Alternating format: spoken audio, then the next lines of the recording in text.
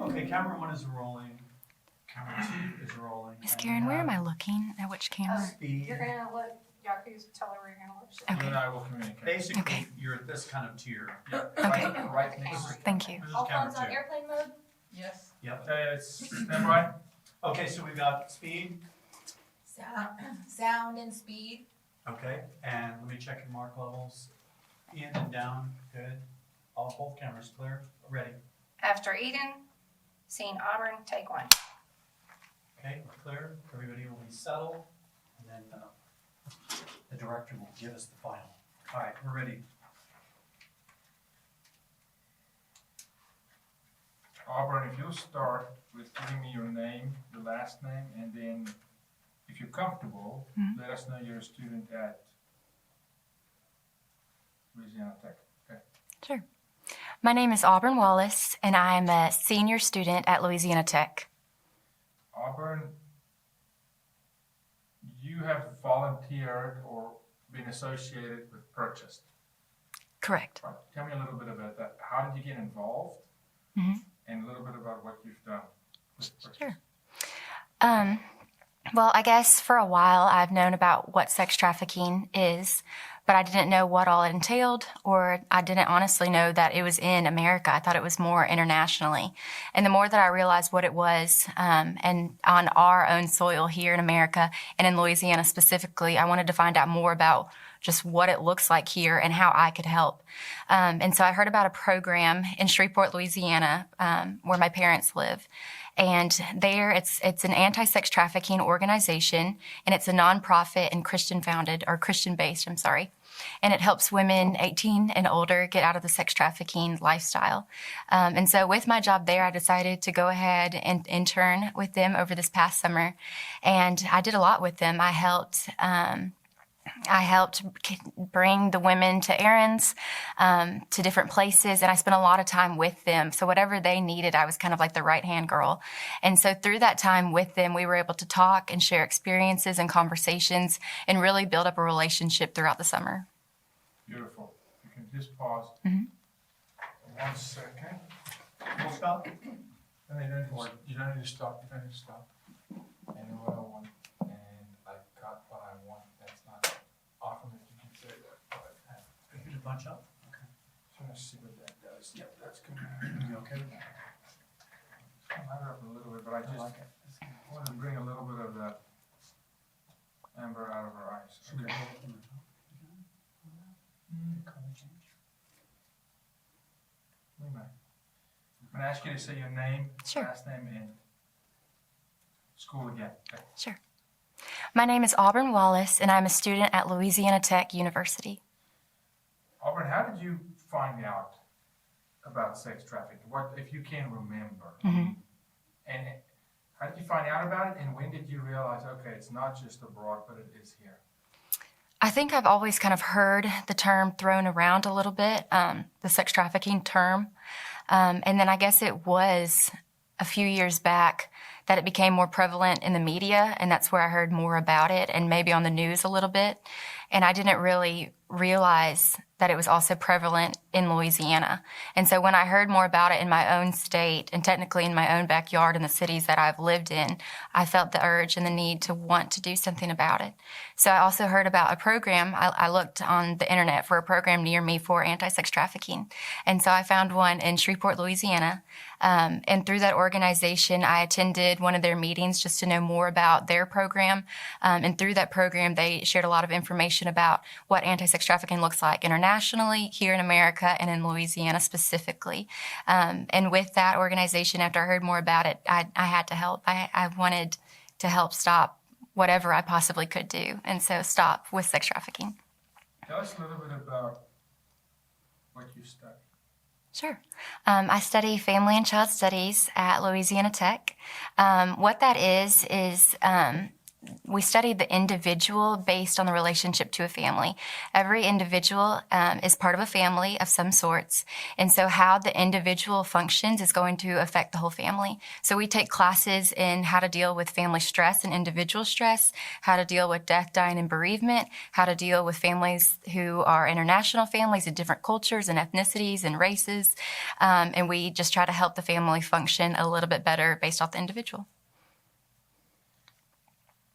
Probably more appropriate than I think you understand. Maybe you do in this realm, because a lot of these girls, when trafficked, they get a new family, and they're coerced that this is family, and you're working for the family, right? So I think the training that you're getting as a student has kind of become very handy.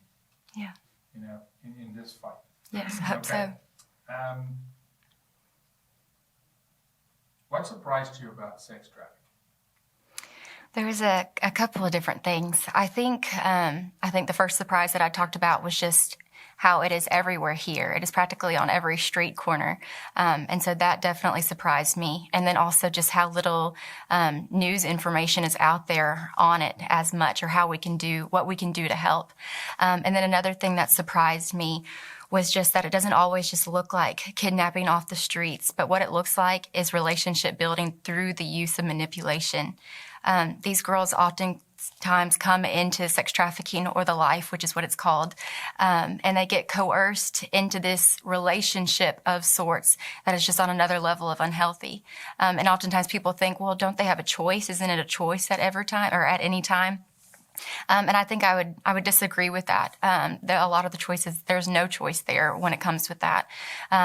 We as people compare things to what we know. And so if you've never seen what a healthy relationship looks like, then this looks like, or what this relationship that the pimp or the sugar daddy or whoever has built with these girls looks like, this may be as good as it's going to get.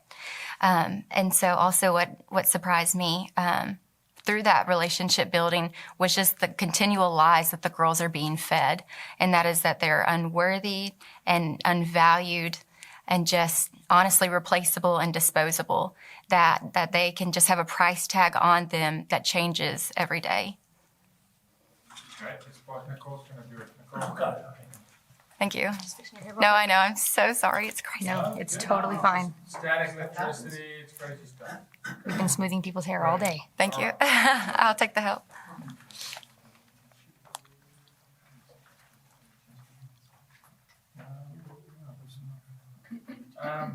Auburn. Let me get you into student mode. Okay. Nice and relaxed and loose. Speak clearly, because I wanna get into that Walker. Yes, she's in. Good timing. Hold on, give me 5. Yeah. That was that was done like a boss.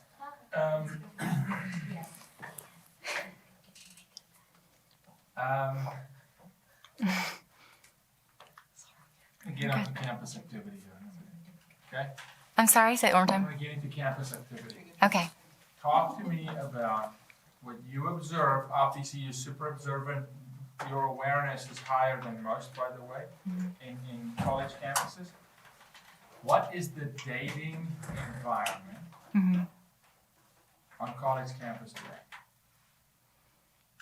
The dating environment. Well, I think a lot of people are starting to date. It's the time where people are looking for dating, also with the intention of marriage, even more so. With the dating environment, I would say that there's a lot of healthy relationships out there, and that a lot of people can find their true love and that healthy relationship that they're looking for in marriage. But then I've also seen a lot of negative effects of dating relationships and the unhealthy side of things. 43% of college girls have said that they have been in a dating abuse relationship. So that is almost half. So almost 1 out of every 2 college girls that you come in contact with have experienced some sort of dating abuse. And I think that dating abuse can look like a lot of different things. Another word for dating abuse is called intimate partner violence. And And with that intimate partner violence, that is broken down into 6 different categories, which includes physical abuse, emotional abuse. It also includes sexual abuse and coercion, reproductive coercion, and then financial and digital abuse. And there are many examples of any of those that I can give as well. And 1 in every 2 girls on a college campus is experiencing abuse. The global statistic is 1 in every 4 women, period. Yes. Then we're moving in the wrong direction on college campuses. That's bad. Yeah. Give me some examples that you're aware of what the physical and sexual abuse looks like, and then we're going to get into digital in a second. Sure. So physical abuse, that can look like choking, hitting, or slapping.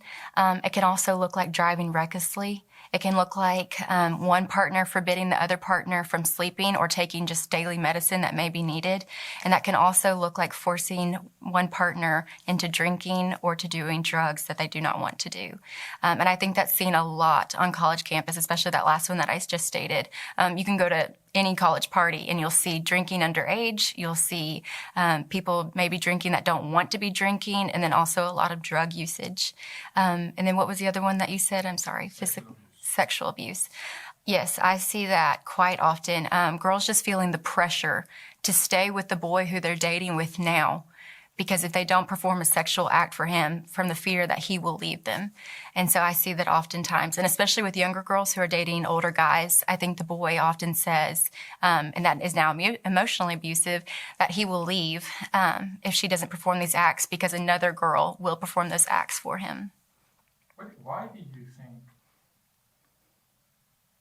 and look, I'm asking a mature but young person here, why do you think girls need that relationship tag so much that they would sacrifice so much to be in a relationship in the fear of a guy would leave? Yeah. I think that's a tough question. I think it's also based on the circumstance and the individual. But I think as a whole, as people, we're all looking to fill the void with something, whether that be drugs or alcohol or even just happy things, friendships and family. And I think sometimes in that area of insecurity and wanting to fill the void, they're using that person or that boy in that relationship to fill the void of whatever that insecurity may be. I'll ask you a question that I think was just laid on my heart. Talk to me about shame on campus. Is shame being used? Is that a manipulative tactic? I would say yes, definitely. I think there's the shame. It kind of goes both sides. Before you do something, whether that be a sexual act, you almost feel shameful that you're not doing those things as well. Whether that being having sex with a person or doing the party lifestyle, or drinking or participating in drugs or what have you, there's almost shame of a peer pressure of sorts, of feeling like you have to keep up with everyone else, whatever that looks like. And then there's also shame after that happens, because you can easily get labeled as a hoe or someone who sleeps around too much. And so it's quite twisted how there's both sides. It's like you don't want to do it, but you feel pressured to do it. And then once you do it, you're pressured because you did something wrong. So. Next one is a tough one. Sure.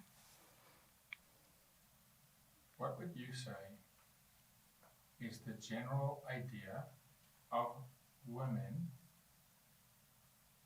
on campus by men? So how do guys on campus generally see women?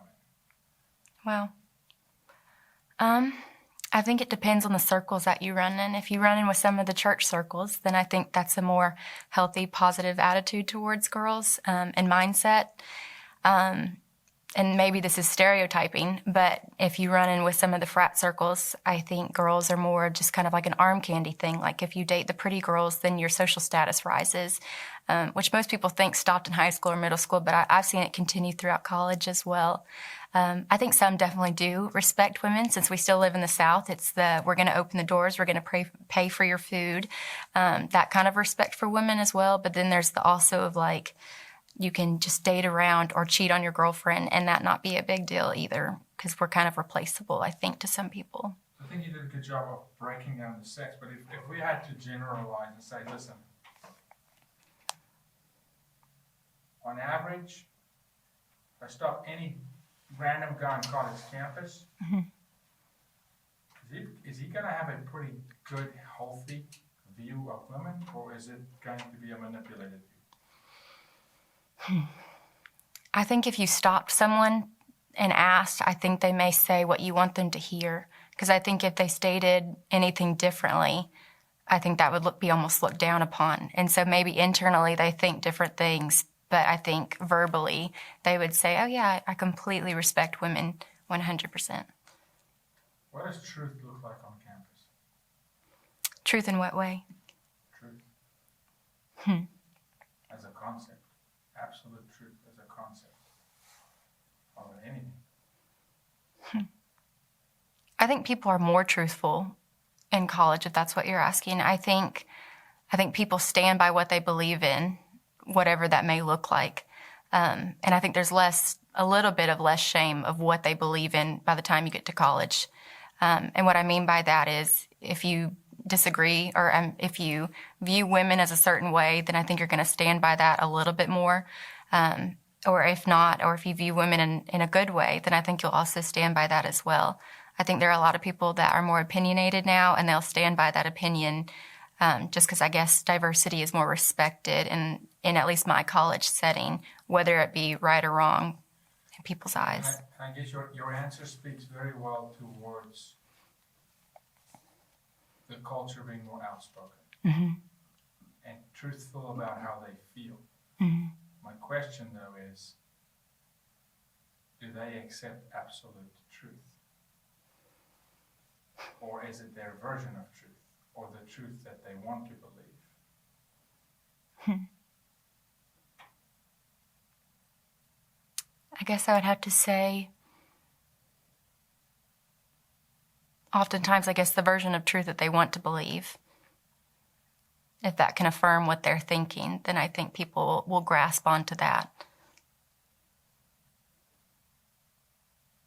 The reason I'm asking you that question is, if there is a version of truth that could change by gender, by race, by religion, by socioeconomic class, then it's not truth. And what I'm finding is that there is no truth on college campus. It is the truth that validates my opinion, and they're very outspoken in being truthful True. about how they feel. But truth is fluid today, my opinion on campus, and that makes this fight of sex trafficking very difficult. Because if the truth is, it's force and coercion, and these girls do not want to do this. She doesn't want to be raped. She doesn't want to have forceful sex. That's the truth. And they go, no, but a no is not really a no. Right? And the boys will be boys. And so I think it's a slippery slope. And the reason I lead there is because I want to get into social media. Right? How, your opinion, truthful are people on social media? Not about what they say about their opinion, but about who they are. Just pertaining to themselves as an individual? Do they portray themselves accurately on social media? Most of the time, no. I think people often show their best lives and the best times or their prettiest pictures. You don't often see people just sitting at home doing their normal day-to-day lives or going to work. You usually see the vacations, and you'll see the makeup all done up, or you'll see times with a lot of friends or drinking or partying. And so, which I guess is partially true to their lives, but you may only see one side. In your opinion, do you think girls in general overshare on social media? I think sometimes, yes. I think that kind of goes back to trying to fill that void, or maybe even seeking emotional support for some things people share. And so, yes, I do think there's a lot of oversharing of just life and personal information. You'll see what people post about the items that they have, about the trips that they go on, the people who they hang out with. And sometimes I just don't know if that's so good for even just safety reasons, let alone just oversharing in and of itself. On campus, have you had any conversations on campus about sex trafficking? And if you did, if you have, how's it received? I think there are a lot of people. I have had some conversations with people about it and just their own thoughts. And in the city that I'm in, we actually have an anti-sex trafficking organization in Ruston.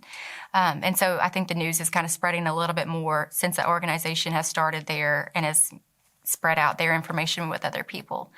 I think some people receive it really well, and I think they were kind of like me, just blown away that it's even in Louisiana and in our hometowns, and in America in general. And so I think a lot of people want to help, but I don't know if they know even where to begin since it's so big. And then other people, I think, kind of just push it out of the way like it's non-existent. And I don't think they mean to do this maliciously or anything like that. I think it's more just because it's something so large and so scary that it's hard to even begin to grasp. So they're like, how could I even begin to help with this situation?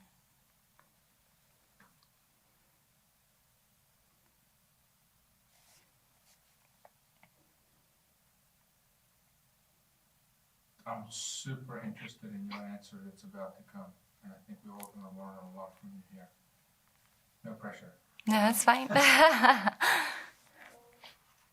What is the most effective way, according to you today, to talk to, and I just don't want to throw the millennial term out there, okay? But Thank you. are in that category, and you are a weird breed of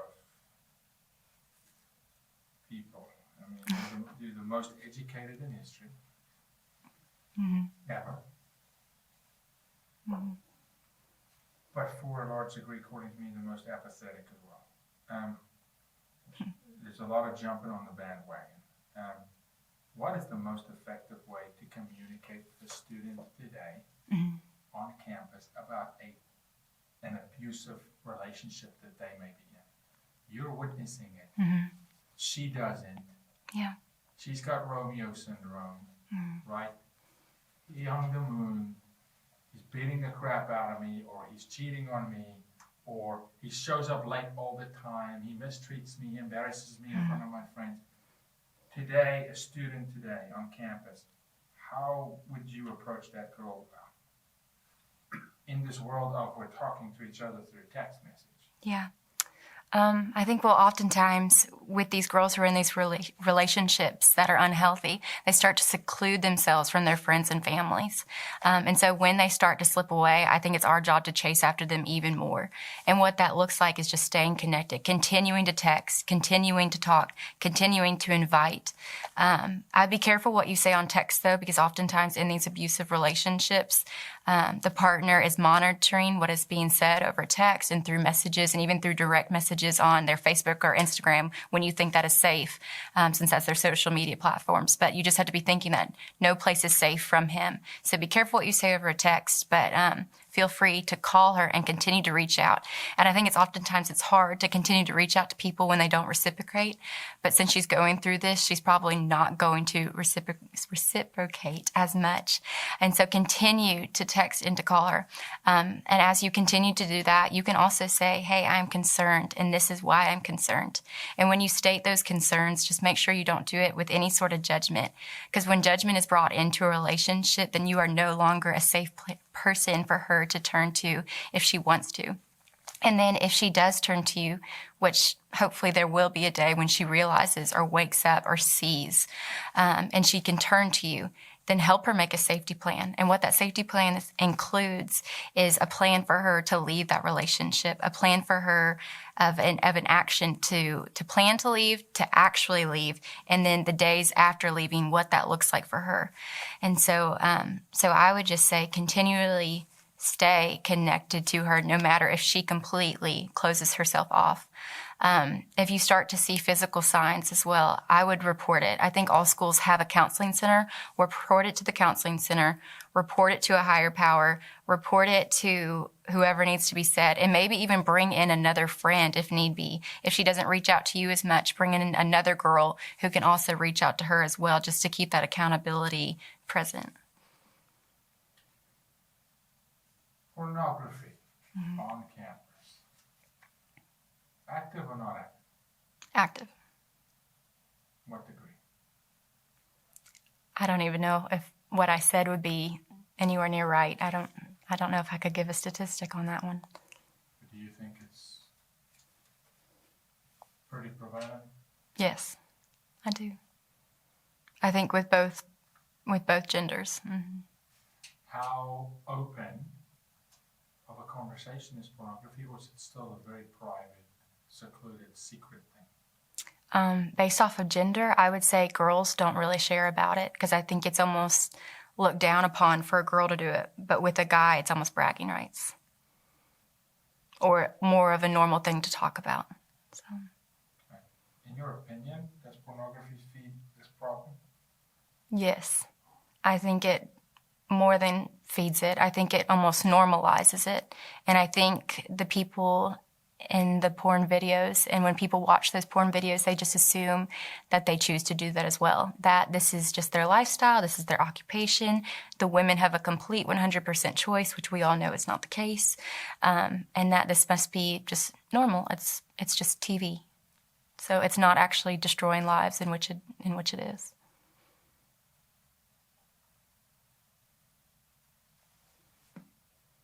How desensitized do you think today's student, are they desensitized to some of the core elements of humanity?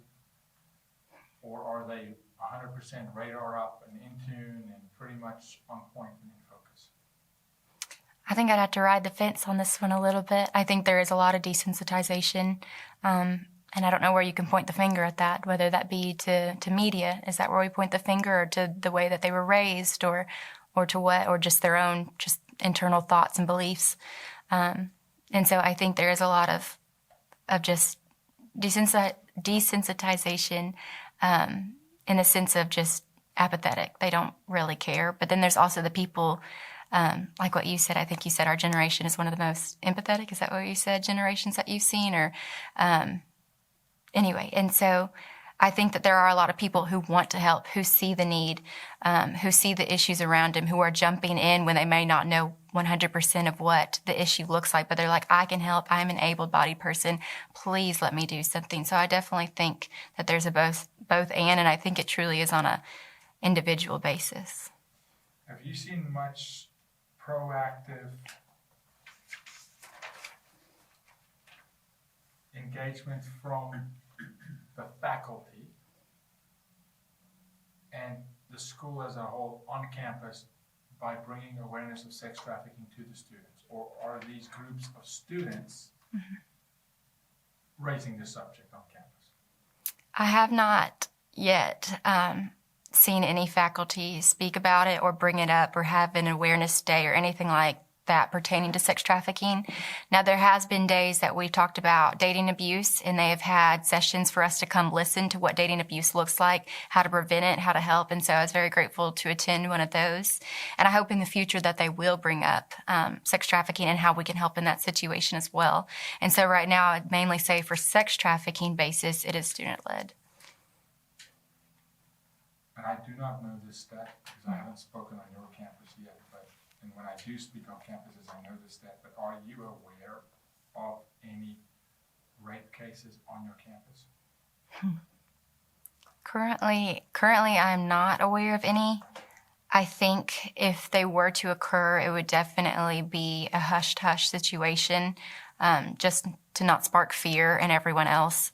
But I am unaware of any that have actually happened. Right. Is campus police active from your campus? Yes, campus police are very active. They make sure to let us know that we can call them 24/7. And then we also have different safety poles on campus that you can press a button, and the police will be there in less than a few minutes in case that you feel unsafe or in danger on campus. And then if you live off campus, if you're a student, you're also more than welcome to call them at any time.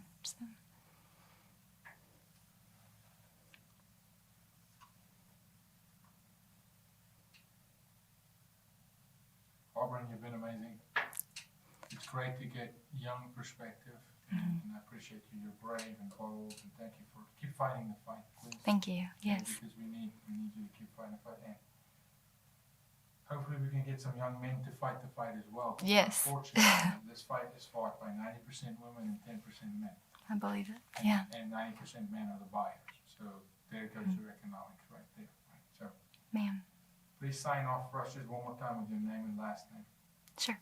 My name is Auburn Wallace. Thank you. Yeah. Thank you, guys. Thank y'all. Thank you. Great job. I knew you'd be amazing.